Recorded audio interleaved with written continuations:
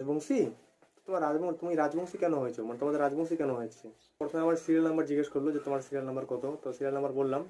কারণ ওখানে serial number বলে দেয়, কারো 20, আমার তো 20 সিরিয়াল নাম্বার ছিল, তো আমি বললাম যে 20। ভিতরে গিয়ে ডকুমেন্টস ভেরিফিকেশনের যে প্রক্রিয়া সেটা শুরু হয় এবং সেই প্রক্রিয়া সম্পূর্ণ হওয়ার পর হ্যালো বন্ধুরা, আজকে হচ্ছে 20/1/2024। আজকে আমাদের কলকাতা পুলিশের ইন্টারভিউ ছিল জলপাইগুড়ি অম্বিকানগরে।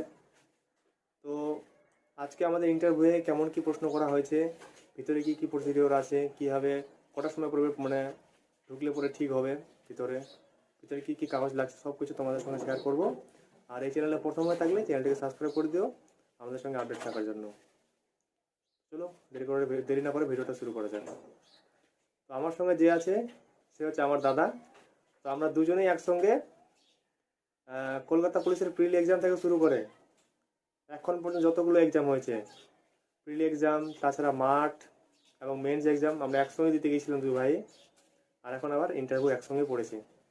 তো যাই হোক, দাদা তোমাদের সঙ্গে কিছু কথা বলবে, তাকে কেমন কি প্রশ্ন করা হয়েছে সমস্ত কিছু, আর আমিও আমার বক্তব্য। আমাদের আজকে 20 তারিখ, আমাদের আজকে 9টার শিফটে ছিল। তো আমরা মোটামুটি 9:15 দিকে ওখানে এন্ট্রি করলাম। আমরা প্রায় শেষের দিকে ছিলাম, মোটামুটি 9টার মধ্যে সব এন্ট্রি করে নিয়েছিল। আমরা শেষে ছিলাম তার কারণ আমাদের শেষে ইন্টারভিউটা হয়েছে, আমাদের পরে দ্বিতীয় শিফট শুরু হয়ে গেছিলো।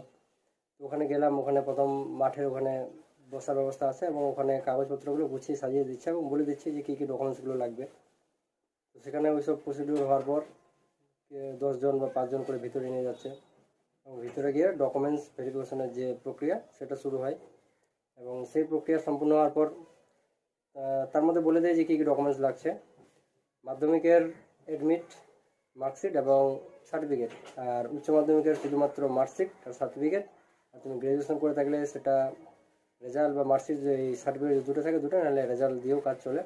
বাকি তোমার যদি এক্সট্রা কোনো কিছু করা থাকে তাহলে তুমি সেটা দিতে পারো। তারপর এইসব যখন ভেরিফিকেশন হওয়ার পর ওখানে বসিয়ে রাখছে এবং সিরিয়াল ওয়াইজ যেভাবে যে ভেরিফিকেশনগুলো করেছে সেই হিসেবে ওখানে ভিতরে ঢুকাচ্ছে এবং ইন্টারভিউটা শুরু হলো। তো সেখানে আমাদের লাইনে আমরা দুজনের মধ্যে আমি ছিলাম প্রথমে, তো আমারটা আগে হয়েছিল। তো সেখানে ঢোকার আগ মুহূর্তে তো আমাদের একটু নার্ভাস ছিল যে কী প্রশ্ন করা হবে, কী হবে না হবে। তো আমি এন্ট্রি করলাম এবং তাকে বললাম যে স্যার আসবো, তা হ্যাঁ আসো। আমি গুড মর্নিং বা গুড আফটারনুন কিছু জানাবো, তার আগে স্যার আমাকে বলছে গুড আফটারনুন। সেই মুহূর্তে আমি একটু কনফিউজ যে আমি আবার কখন গুড মর্নিং জানাবো না কী করবো, আমাকে বলছে বসো। মানে সিচুয়েশনটা একটু ওরকমই যে ঠিক মানে যেগুলো ভেবে যাচ্ছি ওগুলো আর হয়ে উঠছে না ওই মুহূর্তে ওখানে। তো বসলাম, তারপর সবাইকে ধন্যবাদ জানালাম। ওখানে 5 জন মেম্বার ছিল, একজন ম্যাডাম ছিল এবং 5 জন স্যার ছিলেন। তো আমাকে বললো যে তোমার না, ওখানে প্রবেশ করার পর আমাকে বললো যে এনসিসি বা এরকম কিছু করা আছে। তারপর না স্যার নেই। তারপর কোনো সমাজসেবামূলক কাজের সঙ্গে যুক্ত আছো কি না। তা বললো তোমার পড়াশোনা কতদূর। তা আমি বললাম স্যার গ্র্যাজুয়েশন পাস করেছি 2022 সালে এবং ইতিহাস বিভাগে। তো ইতিহাসও না, আচ্ছা। তারপরে আমার ইন্টারভিউটা মোটামুটি পুরোটাই অনার্সের উপরেই কেটে গেছে, অনার্সের প্রশ্ন করেই, ইতিহাস থেকে প্রশ্ন করেছিল বেশিরভাগ। তো আমাকে বললো, প্রথম স্যার বললেন যে মডার্ন হিস্ট্রি কোন সময় থেকে শুরু হয়েছে এবং কেন। তারপর দ্বিতীয় একজন স্যার আমাকে জিজ্ঞেস করলেন যে ভারতের প্রথম কোন রাজাকে জনগণ দ্বারা নির্বাচিত করা হয়েছিল। তারপর আরেকজন স্যার আমাকে ইতিহাস থেকে প্রশ্ন করলেন যে পাল বংশের প্রতিষ্ঠাতাকে এবং পাল বংশ আগে ছিল না সেন বংশ আগে ছিল। আর আমাদের মালদা যেহেতু গৌড় একটা ঐতিহাসিক স্থান, তো গৌড়ের কিছু রাজার নাম জিজ্ঞেস করলো। তারপর আমাকে আর সেভাবে কিছু জিজ্ঞেস করেনি। আর আমার নামের অক্ষর যেহেতু ভি দিয়ে শুরু, তো বলছে যে ভি, এটা বি কেন নয়। তো স্যাররা নিজেদের মধ্যে গল্প করছে যে ক্যালকাটা ইউনিভার্সিটি হলে এটা বি করতো। তারপর বললো ঠিক আছে ভাস্কর, তুমি আসতে পারো, এইটুকুই বাস। তো আমিও, তো আমাকে ঢোকার পর প্রথমে আমার সিরিয়াল নাম্বার জিজ্ঞেস করলো যে তোমার সিরিয়াল নাম্বার কত, তো সিরিয়াল নাম্বার বললাম। কারণ ওখানে সিরিয়াল নাম্বার বলে দেয়, কারো 20, আমার তো 20 সিরিয়াল নাম্বার ছিল, তো আমি বললাম যে 20। তারপর বললো যে তুমি তো কোনো সিভিল ডিফেন্স বা তোমার বেসিক কোনো ট্রেনিং করা আছে, খেলাধুলা সার্টিফিকেট আছে কিছু। তাই বললাম না স্যার, আমার খেলাধুলা সার্টিফিকেট নেই, তো সিভিল ডিফেন্সের বেসিক ট্রেনিংটাই করা আছে। তো এটা দেখলো, তারপর বলছে যে আইটিআই করেছো। তো সেখান থেকে কোনো প্রশ্ন করলো না। তারপর সে এখন কিসে পড়াশোনা করো? হ্যাঁ বললাম যে স্যার আমি কলেজে সেকেন্ড ইয়ার এখন বর্তমানে। বলে, কিসে অনার্স? বললাম যে ইতিহাসে অনার্স। তো ইতিহাস থেকে দাদাকে যে প্রশ্নটা করা হয়েছিল যে বাংলার বা ভারতের প্রথম নির্বাচিত শাসক কে ছিলেন, এটা আমাকেও ধরেছিল। আর তার আগে একটা প্রশ্ন জিজ্ঞেস করেছিল যে চান্দেল রাজার একটা বিখ্যাত মানে একটা বিশাল বড় কি একটা মন্দির তৈরি করেছে, তো সেই মন্দিরটার নাম কি? তো আমি বললাম যে এই মন্দিরটা খাজুরাহো মন্দির। তো বলছে যা ভালো। তারপরে বললো যে তুমি তো রাজবংশী, তুমি রাজবংশী কেন হয়েছো, মানে তোমাদের রাজবংশী কেন হয়েছে? হ্যাঁ বললাম স্যার আমাদের রাজার বংশ তার জন্য। তো এটা বলার পর আমাকে বলছে কোথাকার রাজবংশ? বললাম। বলছে কোচবিহারের একটা রাজার নাম বলো। তো ওটাও বললাম।